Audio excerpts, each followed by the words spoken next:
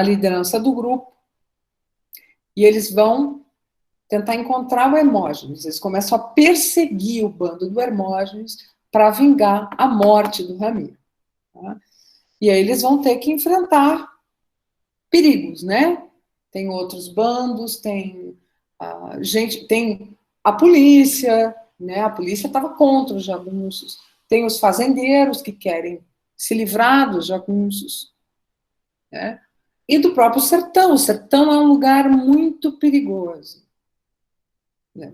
O sertão é um lugar traiçoeiro. E eles têm que cruzar um lugar chamado o Liso do Sussuarão. Tá? É um deserto seco e imenso. E é considerado intransponível. Não dá para passar por ali. Tá? Por que eles querem passar por esse lugar intransponível?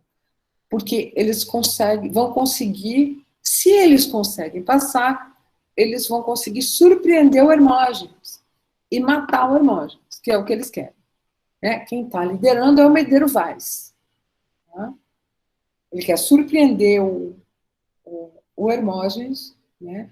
Usando um caminho impossível. Eles jamais pensariam que eles viriam dali. Né? O Hermógenes jamais acharia que eles viriam por aquele lugar. Tá?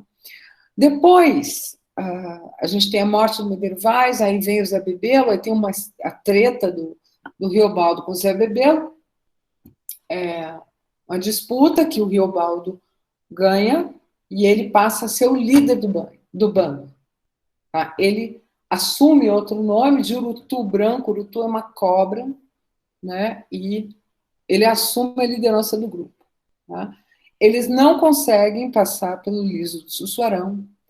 Há uma série de batalhas e mortes, tem muita lua sangueira, assim, assustador, digna da Ilíada, assim, um negócio assim violento, tá?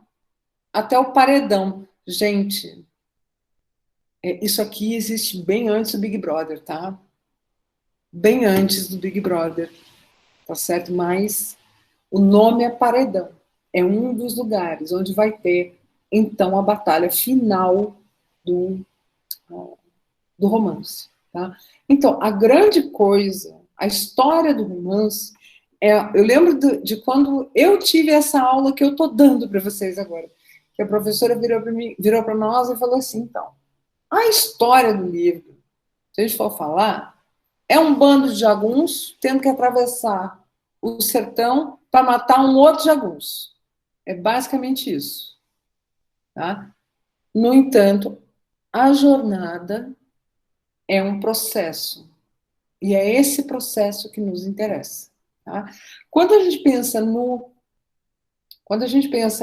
enredo, o enredo é a camada mais superficial de um romance.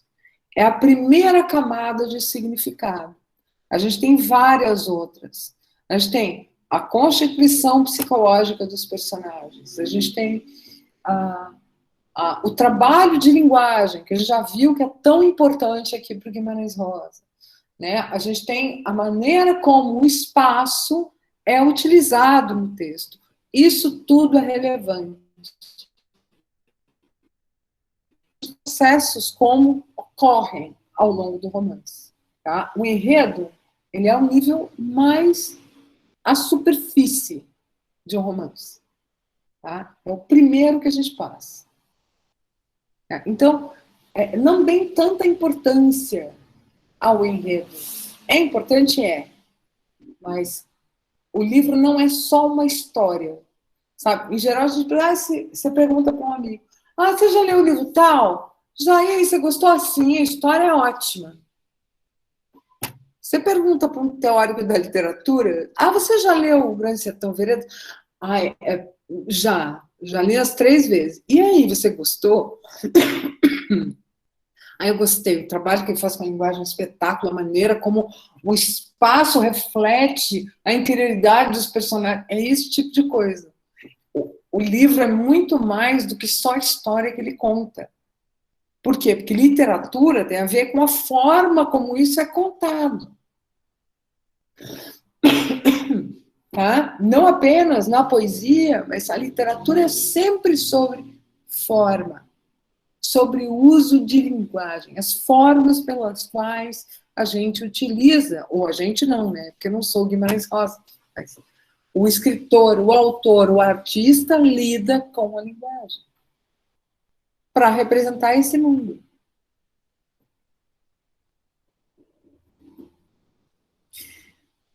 Tem algo interessante sobre esse enredo que a gente pode pensar, né? Uma intertextualidade aqui com a novela de cavalaria, né? A novela de cavalaria, aqueles cavaleiros, tipo cavaleiros do Santo Grau, esse tipo de coisa, né? Códigos de conduta. Eu falei aqui do Joca Ramiro, dele ser um homem honrado, e isso ser algo de que angaria o respeito de todos sobre ele, né? Por ele. As batalhas, né?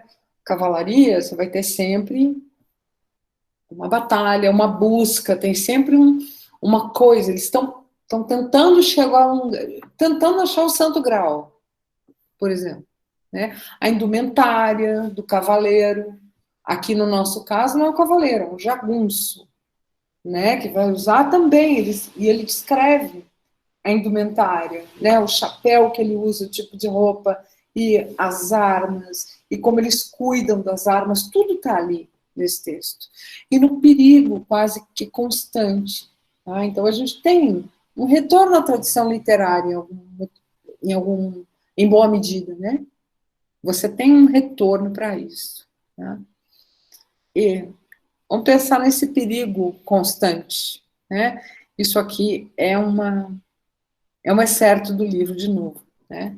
Sertão, sabe o senhor? E aqui ele está falando com o interlocutor, a pessoa que está ouvindo a história. Sertão, sabe o senhor? Sertão é onde o pensamento da gente se forma mais forte do que o poder do lugar. Viver é muito perigoso. Então, o pensamento da gente se forma. O que eu falei sobre a constituição da linguagem? A formação do pensamento. A linguagem é o que nos permite criar a consciência. O sertão é o lugar onde a gente cria o pensamento. Então, o sertão está dentro da gente. E viver é muito perigoso. Ele vai repetir isso aqui muitas vezes. Sempre assim. Sempre viver é muito perigoso, reticências. Ah, se vocês forem ler o livro, vocês vão ver que isso se repete inúmeras vezes. E aí, para a gente pensar o que é esse sertão, né? Que é esse lugar do pensamento, é o lugar onde a linguagem forma o pensamento, né? E onde viver é muito perigoso. Aqui a gente tem citações do livro sobre o sertão. O espaço. O sertão é o espaço onde tudo isso acontece, né? E ele vai dizer: o senhor tolere, isso é o sertão. O sertão está em toda parte. Estava lá no primeiro parágrafo, é a última frase do primeiro parágrafo. O sertão é dentro da gente, o sertão é do tamanho do mundo, o sertão é sem lugar, o sertão é uma espera enorme. O sertão é tudo isso. Mas, principalmente, o sertão é dentro da gente. O espaço do Grande Sertão Veredas, ele reflete a interioridade. O que a gente vê no espaço é o que está dentro de nós também. Tá? É esse pensamento. É esse pensar sobre o mundo. Ó, o sertão é o espaço físico por onde a ação ocorre, quase sempre em movimento. Eles estão sempre andando, estão sempre se deslocando. Eles pegam, acampam num lugar, passam um dia lá, levanta acampamento e vai embora. Tá? Ele é grande, é perigoso, é incerto e certo ao mesmo tempo. Eles conhecem o lugar, então eles têm algumas coisas que eles sabem o que esperar, né? E o incerto. Tem o outro, né? A presença do outro que torna as coisas, torna esse lugar incerto, tá? Então, tem aquilo que o jagunço conhece, mas que pode pegá-lo desprevenido também, né? O sertão é também um espaço interno, o sertão é dentro da gente, é algo que atravessa o ser humano, com uma interioridade imensa, ele é o reflexo do interior do ser humano, não é o interior do Riobaldo, é o interior de todos nós. Tá? Por quê? Porque o interior da gente também está em movimento, com segredos que a gente guarda da gente mesmo, que tem certezas e incertezas. O sertão é o vazio que se tenta encher na vida antes que ela acabe. Antes de morrer, a gente tenta criar algo que permita que a nossa vida tenha significado. É grande nesse nível. O sertão é enorme. Tá? Então, a história do livro é essa aí.